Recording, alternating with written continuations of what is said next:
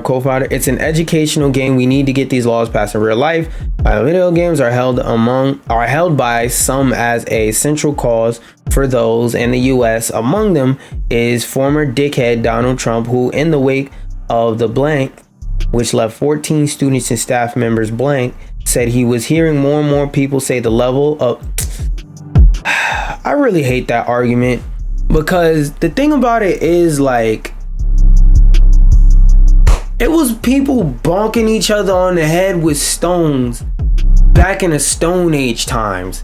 Did they need video games to have violence? During the Civil War in America, when they were calling slaves the N-word and then going on a battlefield and... Wow! One shot in a musket. Did they have video games back then? During World War II, when they was, or Vietnam, whichever one was the one where they were storming the beaches of Normandy. Did they have video games back then? Did they sit down and look at some gameplay of COD and say, you know what? I'm gonna pick up this blicky and go grrrr. Because by the way, if you're in the army, or if somebody goes to the army, they're training, quite literally training for a life of violence. So like, we're gonna cherry pick when it's cool to be violent and when it's cool to not be violent, and we're gonna blame that on video games. Because like I said, my statement still stands. It was people going oonga boonga and clonking motherfuckers over the head in the Stone Age times. What the fuck does video games have to do with it? If somebody's gonna be violent, they're not gonna be a kind, calm, loving person, play Call of Duty, and all of a sudden want to go boom at somebody. That's not how that works, man. That is not how that works. And I damn sure don't want to hear the desensitization argument, because I think, and it's just me guessing, if you wake up every day to violence, you're more prone to violence. I'm talking about in real life, not in Call of Duty. But overall, I don't know if I'd play this on stream or anything like that. Like, I saw when I was scrolling through the article to see how long it was, I saw the trailer, and I'm not going to watch it because the game is 10 minutes long. So this is like majority of the fucking game, but the trailer is 20 seconds long. So I don't know. Like I said, I'm probably not going to play it on stream, but I'm not going to say no. But on to some more lighthearted news. Remember the other week when I was talking about bitch ass Blizzard and how it's big fuck Blizzard on this side? And how dude was mentioning that he was working on a book about how much he didn't fucking like Blizzard and all the bad shit about Blizzard and why they had such a downfall. Well, apparently that book was released, or just released. Let me see if there's a release date. October 8th. So it came out today. Wait, no. This is what I'm trying to exit out. This book came out today. It is October 8th, 8:24 p.m. So these motherfuckers must be real fucking fast readers to read a book that came out today and have an article talking about it. So expect for the next couple of weeks to see a lot of articles and stuff like that, or at least, I don't want to say weeks, maybe the next couple of days, to see a lot of articles come out about different Blizzard downfallings and Blizzard employees talking about it. And just expect a lot of Blizzard slander to come from this book, because oh boy, I'm the captain of slander. And when it comes to Blizzard after 2021 is when I think they dropped the big Overwatch 1 update, where they overhauled it and made it free to play. Oh, it's been big fuck Blizzard ever since they did that, and we all found out there was no fucking story mode. It's been big fuck Blizzard ever since that moment. And now there's a book full of fuck ups Blizzard had, and a book explaining how they could have avoided those fuck ups. Oh man, if this is on audiobook, it's over. It's over. Oh, audio. Wait, can y'all see that? Nope. Oh, 99-cent audiobook. Oh yeah, I'm gonna definitely listen to this. Definitely listening to this. Ooh. But the first article talking about the fuck ups, the lies of Blizzard. from Play Nice is it reveals dozens of canceled games. And what I want to do is read through this article and look at some of the games that were canceled and think about potentially how some of those games would have worked and if they would have been cool, and just sit here and overall mourn the fact that fuck ass Blizzard has the power to produce what probably could be a cool entry in some of their franchises and not Overwatch 2. We'll read this first article just for the fuck of it. As the company behind immensely popular games like Shit is Shitcraft, Diablo 4, and Overwatch 1 mass update, Overwatch 1 free-to-play update, Blizzard has always been one of the gaming mega powers. Now, a new book delves into the company's long and complicated history. Play Nice, The Rise, Fall, and Future of Blizzard Entertainment is the latest book from Bloomberg's Jason Schreier.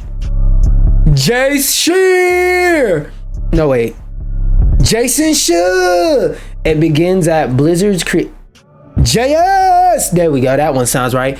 Big JS. Big J's.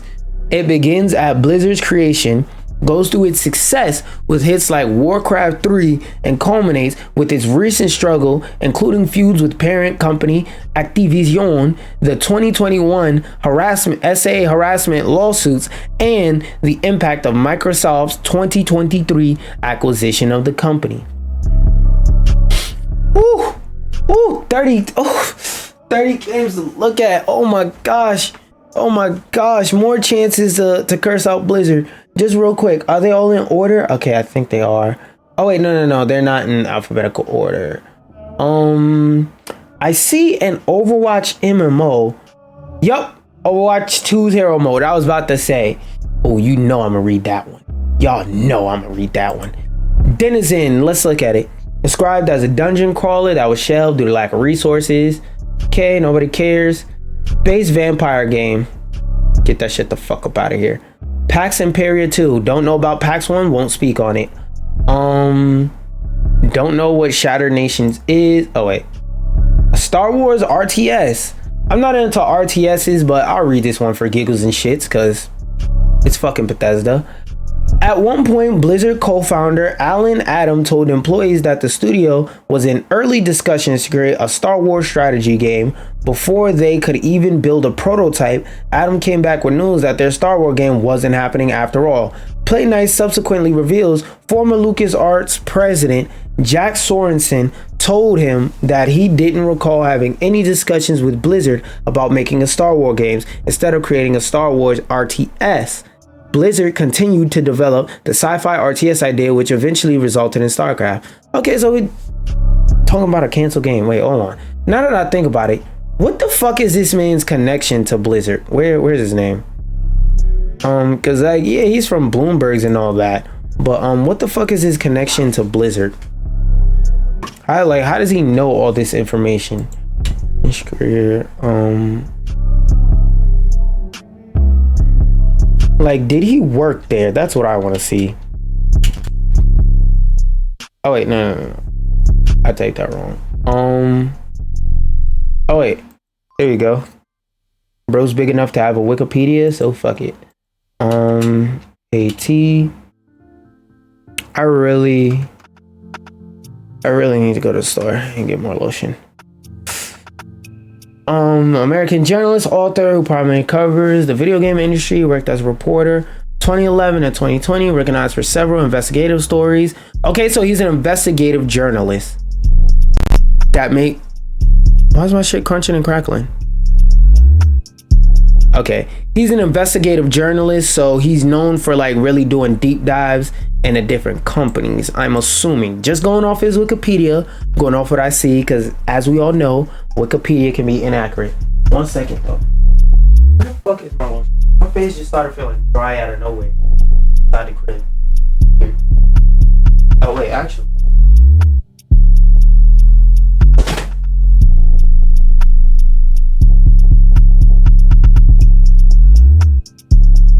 Go ahead, get your dumb ass. Cause I don't know where my lotion is at, I'm gonna use this, but go ahead, get your little dumb ass, stupid ass jokes off. I assume y'all can see what that is. Get your little stupid ass jokes off, bro. Wait. Oh wait, no, this is the shampoo one. Fuck, so I really just... I wasted a bit of it on my... Fuck. Fuck it, we ball.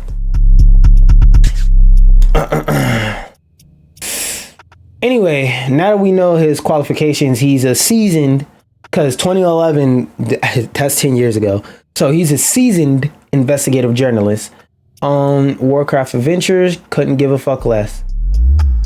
Oh, full game. How the fuck they got the full game if it never came out?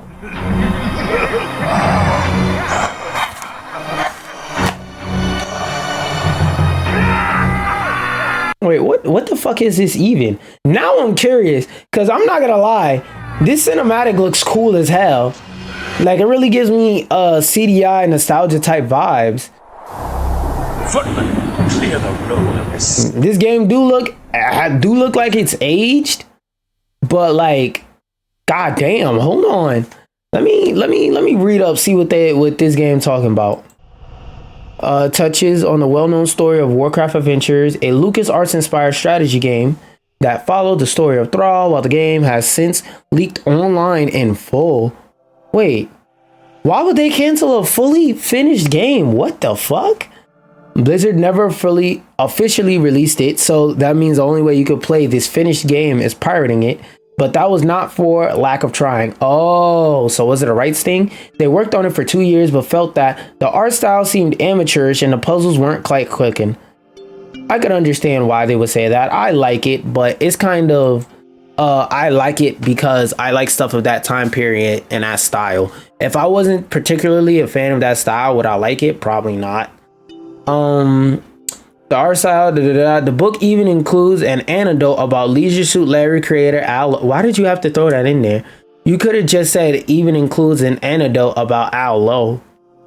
Why you had to call him the Leisure Suit Larry creator? Like, goddamn.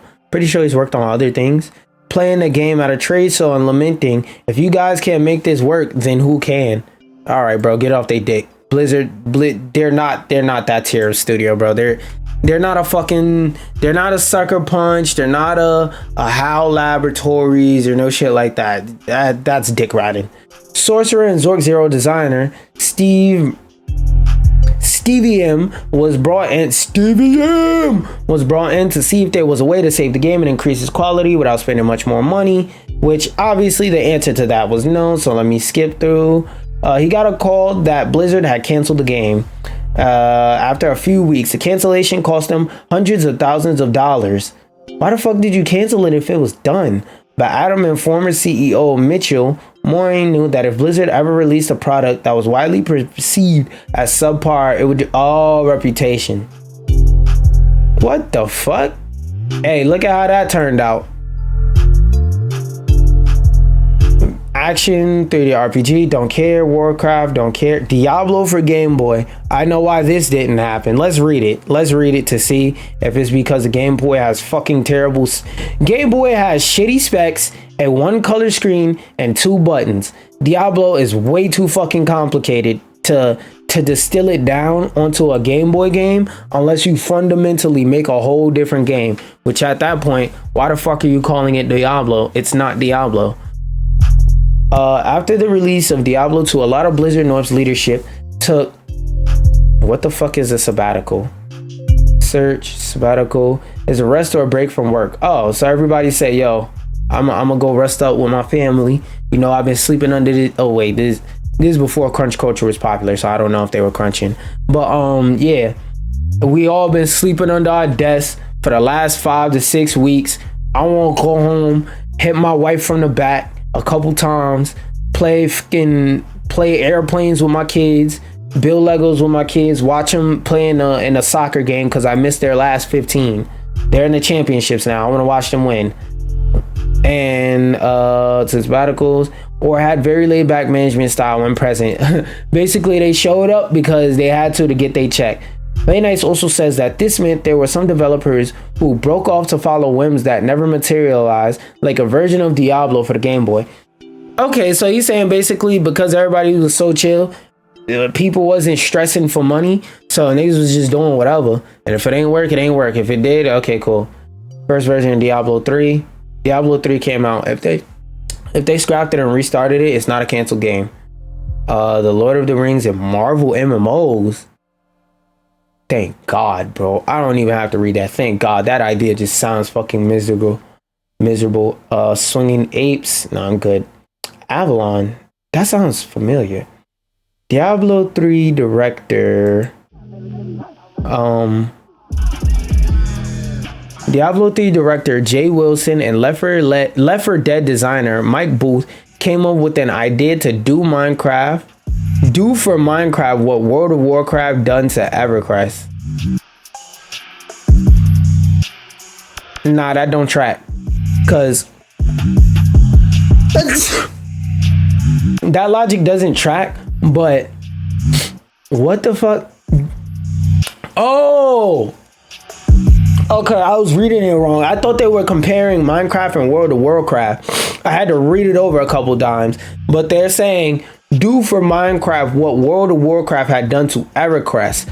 Take the core idea, fix everything they didn't like about it, and give it the Blizzard polish.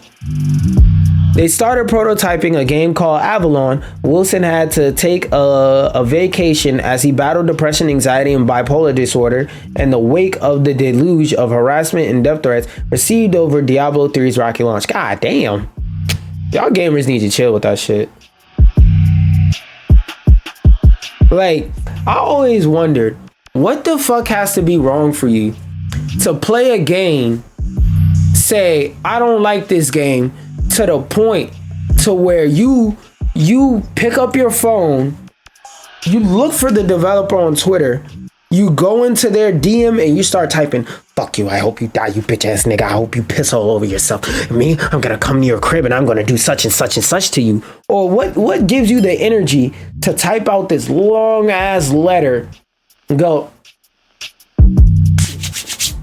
walk over to the post office, y'all, hey, that bitch into the postage out bin, take it back out because you realize your dumb ass ain't go and put a stamp on it, then do it again, y'all. I said like a horse, whip that bitch right back in the box, go home and say, hee, I'm happy with my life, and send somebody a fucking death threat. Like, what? Like, do you know how, like, I always say that there are certain things you just don't do by accident. Send a death threat is one of them. You don't accidentally threaten a nigga's life. No. Fix everything they didn't like about it and give it the Blizzard polish. They started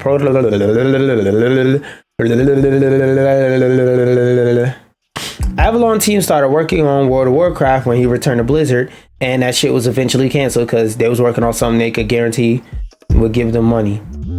Ooh, what is this? Team 3 director was given free reign to explore what was next for the Diablo franchise. First was a game codenamed Hades. The camera would be over the shoulder rather than isometric. The combat would be, that's not what this looks like. This does not look like an over the shoulder combat game. What the fuck? Did they put the wrong picture? Am I bugging? Would have been punchier, akin to the Batman Arkham series. That don't sound crazy.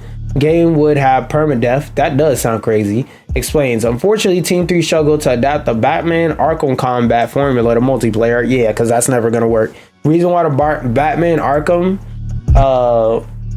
fight system works for action games the way it does is because you're fighting a bunch of NPCs and it's supposed to be a power fantasy.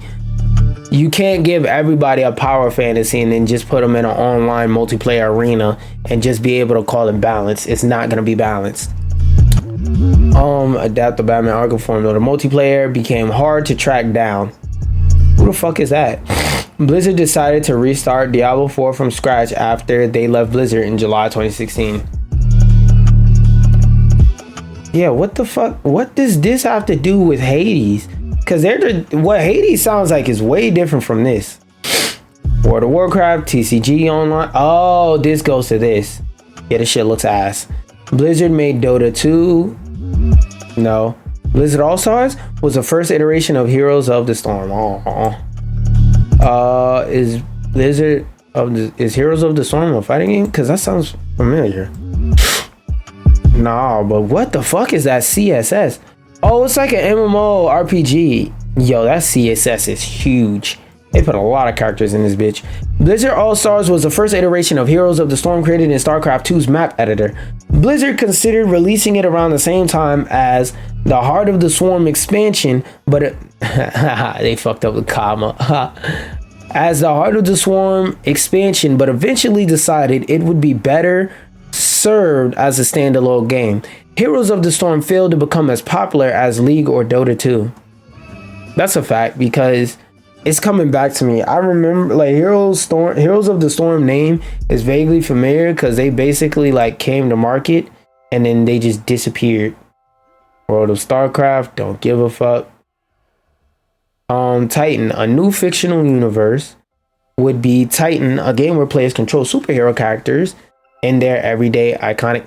If it eventually evolved into Overwatch, then it's not really a canceled game. This is something I care about. An Overwatch MMO. Jeff Kaplan initially had ambiguous plans for the Overwatch franchise. I don't believe that. Because the Overwatch franchise did a whole lot of nothing fat. You know what? During the beginning of Overwatch 1 at least, there was a lot of stuff for fans and players of Overwatch to do. So I'll give you that. I'll give you that. Then add a story and a computer-controlled enemies for the sequel before culminating in an Overwatch MMORPG that would finally execute on the vision of Titan. Play nice as Kaplan's overarching vision of Overwatch. That's not how the franchise ended up evolving over time. So it sounds like he wanted to make a completely different game. And that completely different game evolved into Overwatch, and they probably just said a first-person shooter would fit the idea that you're trying to go through more. But it's like, Orion, Ares, don't care. Original Warcraft, don't care about nothing Warcraft. Andromeda is described as a high-fidelity action game, like Sony's God of War and the Warcraft universe. Okay, that actually sounds interesting, especially if they're talking about old school God of War, where it was like more raunchy and just balls to the wall action and stuff like that.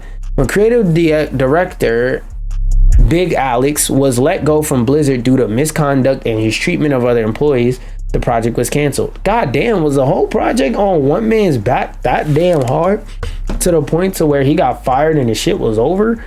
Jeez. A lot of this stuff I'm seeing over and over is just them saying like, yeah, so-and-so got fired or so-and-so had to take a break, and they packed that shit up.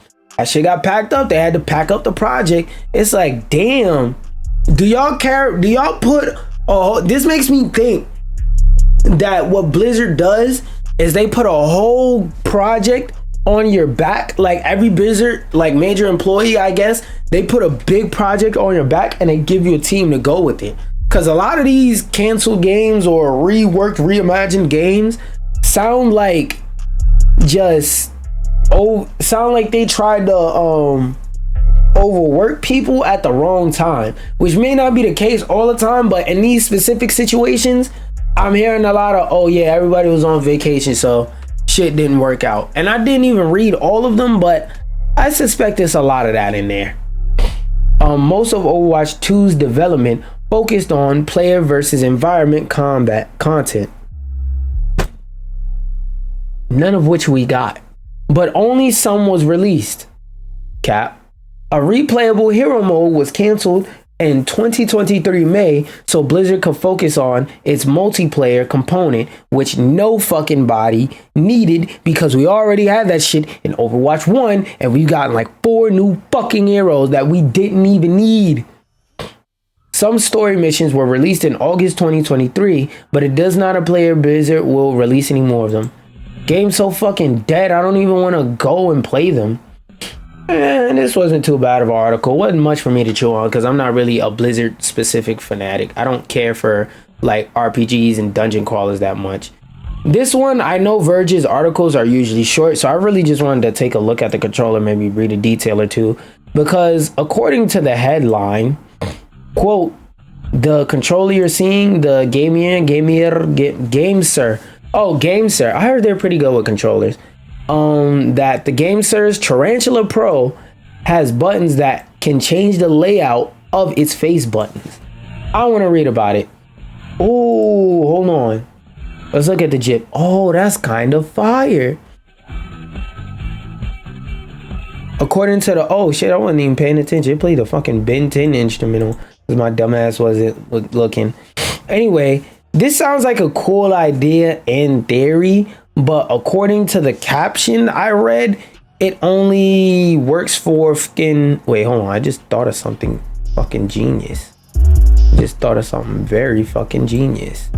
Dude, and then move this down here. 1 second, y'all. Boom. Now I could do that, see everything at all times. Yeah, I'm smart. But from what I read, it only switches back and forth for Switch and Xbox buttons, which if that's all it does is switch at Xbox. That kinds of suck, because what about PlayStation? What if I want PlayStation buttons? The Game Sirs Connect mobile app.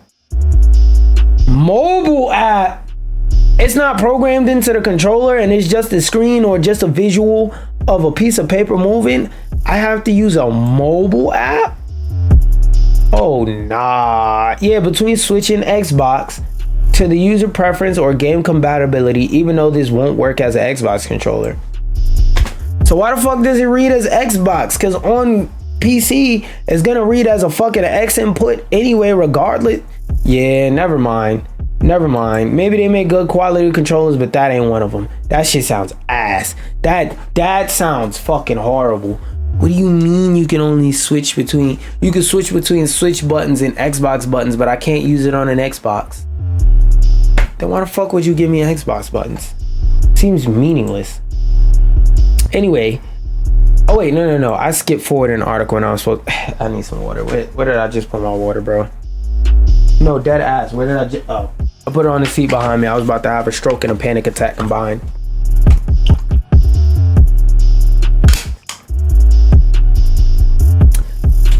While the game that will never come out can take many pages as the game that's been out for 1 billion years playbook with online, one should be scrapped. Now, I want to skip through and see what this one idea is. GTA 6 should fix GTA Online's lackluster character creator. You'll be alright. Creating a character is a perk of GTA Online. GTA's character creation mechanic is convoluted and imprecise. You know what I think this is? I think this is somebody who may have played games with actually good character creators, such as like a Baldur's Gate or something like that.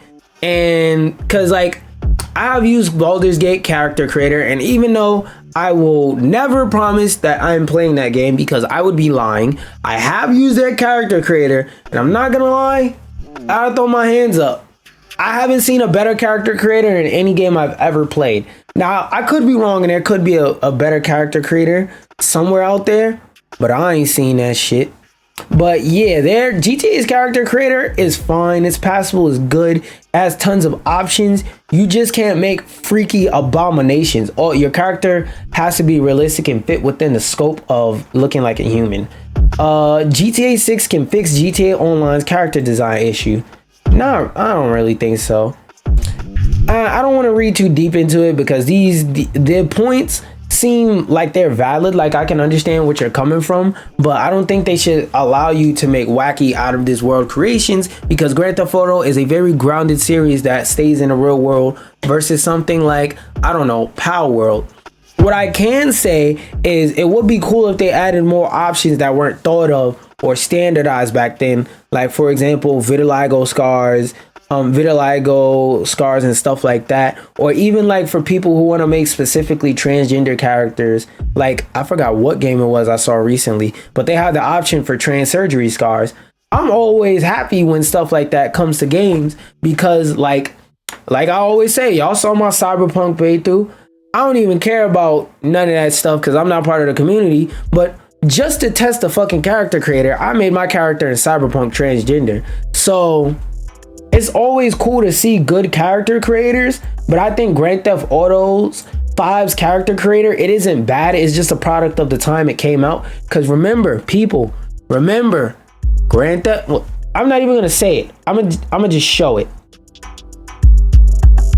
I'm gonna just show it. If you watching this while you in the shower or you on the toilet wiping your ass and you just got your phone beside you while you pushing, pause the video and come back and look at a second after you finish pushing that big ass turd out. Oh wait, no. Because I was talking, my dumb ass forgot a whole word. You see that? You see that number on the screen? The character creator and Grand Theft Auto 5 is good, but it is a product of its time. It is a product of the early 2010s character creators. Why do I say that? Because that's when it came out. That's when it was originally launched. That's when it was originally released. The early 2010s. So it behaves like any character creator would in the early 2010s.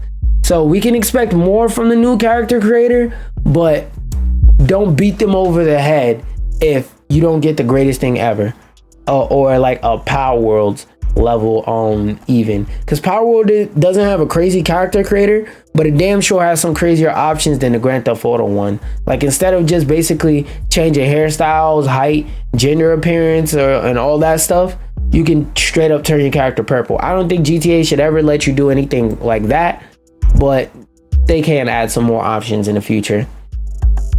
Ubisoft's grudging return to Steam continues as ass gets achievement.